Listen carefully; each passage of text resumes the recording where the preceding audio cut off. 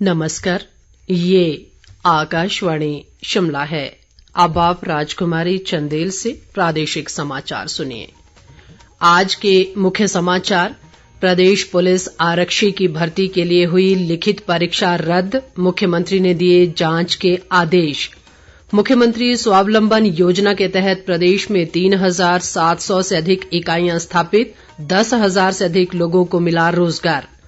राज्यपाल राजेंद्र विश्वनाथ आर्लेकर ने प्रदेश की समृद्ध संस्कृति के संरक्षण के लिए देश भर में इसे प्रदर्शित करने पर दिया बल।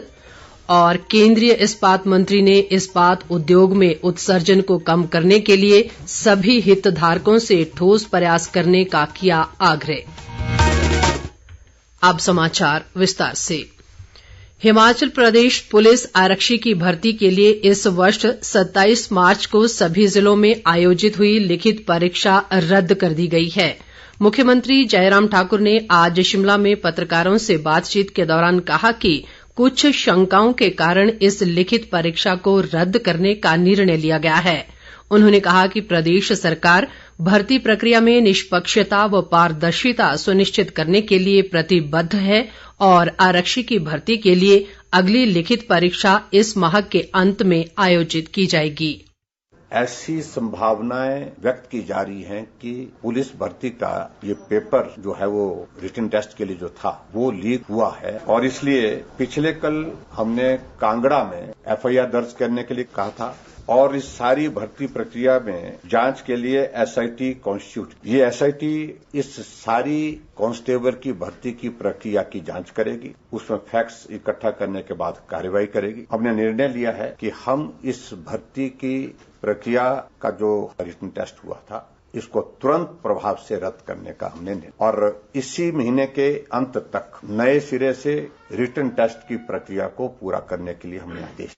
इस बीच प्रदेश कांग्रेस अध्यक्ष प्रतिभा सिंह ने पुलिस भर्ती की लिखित परीक्षा को रद्द करने के सरकार के फैसले को दुर्भाग्यपूर्ण बताया है। शिमला से जारी एक बयान में उन्होंने कहा है कि इस फैसले से कड़ी मेहनत करने वाले परीक्षार्थियों के साथ अन्याय हुआ है और प्रशासन की लापरवाही का खामियाजा युवाओं को भुगतना पड़ा है। प्रतिभा सिंह ने इस भर्ती के लिए ओवरेज हो रहे युवाओं को विशेष अवसर देने की सरकार से मांग करते हुए भविष्य में होने वाली परीक्षाओं के लिए उचित उपाय करने की जरूरत बताई है। मुख्यमंत्री जयराम ठाकुर ने कहा है कि प्रदेश में युवाओं को रोजगार प्रदाता बनाने में मुख्यमंत्री स्वावलंबन योजना अहम भूमिका निभा रही है। सोलन जिले के वाकनाघाट स्थित एक निजी विश्वविद्यालय में हिमाचल प्रदेश निजी शिक्षण संस्थान विनियामक आयोग द्वारा आयोजित संयुक्त प्लेसमेंट अभियान कार्यक्रम को संबोधित करते हुए मुख्यमंत्री ने आज ये बात कही। उन्होंने कहा कि मुख्यमंत्री स्वावलंबन योजना के तहत प्रदेश में अब तक 3,758 इकाइयां स्थापित की जा चुकी हैं और 10,253 लोगों को उनके घर द्वार के समीप रोजगार उपलब्ध हुआ है। मुख्यमंत्री ने कहा कि हिमाचल प्रदेश शिक्षा के क्षेत्र में प्रगति के पथ पर अग्रसर है और राज्य में 17 निजी विश्वविद्यालय स्थापित किए गए हैं। उन्होंने संयुक्त प्लेसमेंट अभियान के आयोजन की सराहना करते हुए कहा कि इसके माध्यम से युवाओं को रोजगार के अवसर प्राप्त हुए हैं। इस अवसर पर मुख्यमंत्री ने प्रदेश निजी शिक्षण संस्थान विनियमन आयोग की ऑनलाइन सूचना प्रबंधन प्रणाली दिशा का भी शुभारंभ किया। जयराम ठाकुर ने विभिन्न विश्वविद्यालयों के कुलपतियों से मादक पदार्थों के सेवन के बढ़ते खतरे से निपटने के लिए एक प्रभावी प्रणाली विकसित करने पर भी बल दिया। इस दौरान उद्योग मंत्री बिक्रम सिंह ठाकुर और शिक्षा मंत्री गोविंद ठाकुर भी मौजूद रहे। ग्रामीण विकास व पंचायतीराज मंत्री वीरेंद्र कंवर ने ऊना जिले के कुटलैहड़ विधानसभा क्षेत्र की रैनसरी पंचायत में पशु औषधालय व सामुदायिक भवन का आज लोकार्पण किया। इस अवसर पर उन्होंने संपर्क से समर्थन यात्रा के तहत कई स्थानों पर जन समस्याएं भी सुनी। वीरेंद्र कंवर ने कहा कि ऊना शहर के साथ लगते क्षेत्रों रैनसरी, झलेड़ा, अप्पर कोटला और अजनोली को सीवरेज की सुविधा प्रदान की जाएगी। उन्होंने रैनसरी पंचायत में गंदे पानी की निकासी की समस्या के स्थायी समाधान को लेकर जल शक्ति विभाग के अधिकारियों को जरूरी दिशा निर्देश भी दिए। वीरेंद्र कंवर ने बताया कि बसाल में डेनमार्क सरकार की सहायता से 44 करोड़ रुपए की लागत से डेयरी का उत्कृष्ट केंद्र खोला जा रहा है, जहां रोबोट के माध्यम से दुधारू पशुओं का पालन किया जाएगा। इस बीच वीरेंद्र कंवर ने आंचलिक पशु चिकित्सालय बरनोह में 1 दिवसीय एंटी रेबीज टीकाकरण शिविर का शुभारंभ भी किया। वरिष्ठ भाजपा नेता व पूर्व मुख्यमंत्री प्रोफेसर प्रेम कुमार धूमल ने रक्षा मंत्री राजनाथ सिंह से सेना भर्ती की लिखित परीक्षा जल्द करवाने का आग्रह किया है। धूमल ने रक्षा मंत्री को पत्र लिखकर कहा है कि इस संबंध में रक्षा मंत्रालय जल्द निर्देश जारी करे ताकि युवा वर्ग को राहत मिल सके। उल्लेखनीय है कि कोविड-19 के चलते हमीरपुर जिले में सेना भर्ती की लिखित परीक्षा स्थगित कर दी गई थी। प्रादेशिक समाचार आकाशवाणी शिमला से प्रसारित किए जा रहे हैं। राज्यपाल राजेंद्र विश्वनाथ आर्लेकर ने हिमाचल प्रदेश की संस्कृति के संरक्षण पर बल दिया है। आकाशवाणी से बातचीत में उन्होंने कहा कि हिमाचल प्रदेश की अपनी समृद्ध संस्कृति है जिसे देश भर में प्रदर्शित करने की आवश्यकता है। राज्यपाल ने कहा कि विभिन्न राज्यों की संस्कृति के आदान प्रदान से पर्यटन को भी बढ़ावा मिलेगा। हिमाचल की सांस्कृतिक विरासत इतनी विभिन्न प्रकार से उच्चतम है कि इसका पूरे देश में हम इसको प्रेजेंटेशन करने की जरूरत है। मेरे मन में एक विचार है कि यहाँ के जिससे पर्यटन को भी बढ़ावा मिल सकता है कि यहाँ का cultural exchange program with other states, बाकी स्टेट्स जो है वहाँ कल्चरल एक्सचेंज प्रोग्राम होने की आवश्यकता है। वहाँ के प्रदेश की सांस्कृतिक विरासत, यहाँ के अपनी सांस्कृतिक परंपरा, इन दोनों को हम इकट्ठा ला सकते हैं, देख सकते हैं एक दूसरे से। इससे हम सब पर्यटन को भी बढ़ावा दे सकते हैं। मुझे लगता है इस दृष्टि से अगर हम विचार करेंगे तो अपनी संभावनाओं के सब दरवाजे खुल जाएंगे। राज्यपाल ने हिमाचल के प्राकृतिक सौंदर्य की सराहना करते हुए इसे संजोए रखने की जरूरत बताई।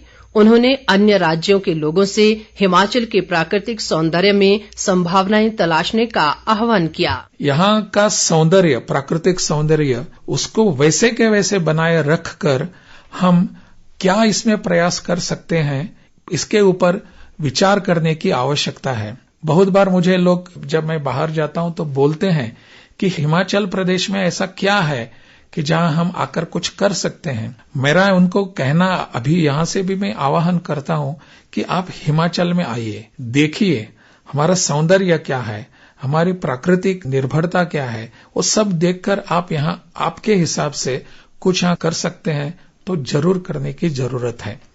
केंद्रीय इस्पात मंत्री रामचंद्र प्रसाद सिंह की अध्यक्षता में इस्पात मंत्रालय की संसदीय सलाहकार समिति की परिवर्तन ग्रीन स्टील की ओर विषय पर आज शिमला में एक बैठक हुई।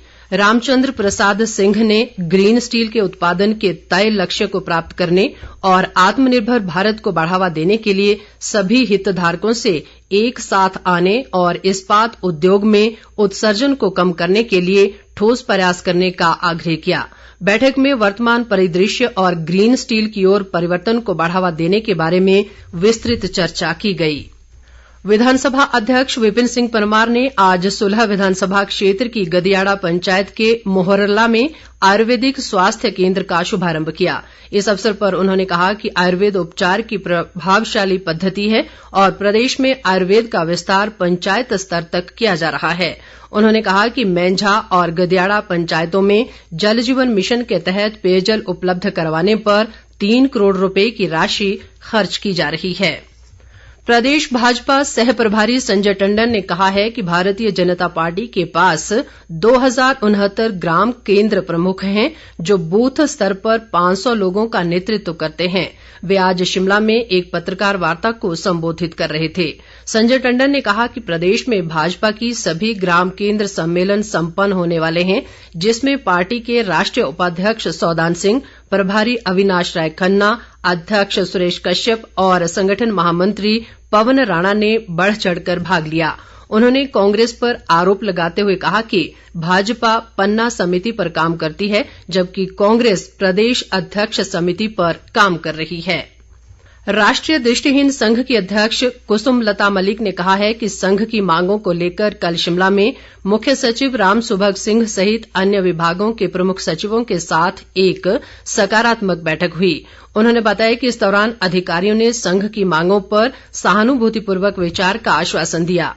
आज शिमला में एक पत्रकार वार्ता के दौरान कुसुम लता मलिक ने बताया कि अधिकारियों ने दृष्टिहीनों के बैकलॉग भर्ती कोटे के तहत भर्तियां करने और सेवानिवृत्ति की आयु 60 वर्ष किए जाने का प्रस्ताव मंत्रिमंडल को भेजने का आश्वासन दिया। प्रोफेसर शशि कुमार धीमान ने आज हिमाचल प्रदेश तकनीकी विश्वविद्यालय हमीरपुर के कुलपति का कार्यभार संभाला। इस अवसर पर उन्होंने राष्ट्रीय शिक्षा नीति को प्रभावी ढंग से लागू करना और शिक्षकों की स्थायी नियुक्ति को अपनी प्राथमिकता बताया। शशि कुमार धीमान ने कहा कि विद्यार्थियों को रोजगार आधारित शिक्षा देने के लिए पाठ्यक्रम तैयार किया जाएगा और विश्वविद्यालय परिसर में शैक्षणिक वातावरण के लिए कार्य योजना बनाई जाएगी। अंत में मुख्य समाचार एक बार फिर। प्रदेश पुलिस आरक्षी की भर्ती के लिए हुई लिखित परीक्षा रद्द, मुख्यमंत्री ने दिए जांच के आदेश। मुख्यमंत्री स्वावलंबन योजना के तहत प्रदेश में 3,700 से अधिक इकाइयां स्थापित, 10,000 से अधिक लोगों को मिला रोजगार। राज्यपाल राजेंद्र विश्वनाथ आर्लेकर ने प्रदेश की समृद्ध संस्कृति के संरक्षण के लिए देश भर में इसके आदान प्रदान पर दिया बल। और केंद्रीय इस्पात मंत्री ने इस्पात उद्योग में उत्सर्जन को कम करने के लिए सभी हितधारकों से ठोस प्रयास करने का किया आग्रह। इसके साथ ही ये समाचार बुलेटिन समाप्त हुआ। नमस्कार।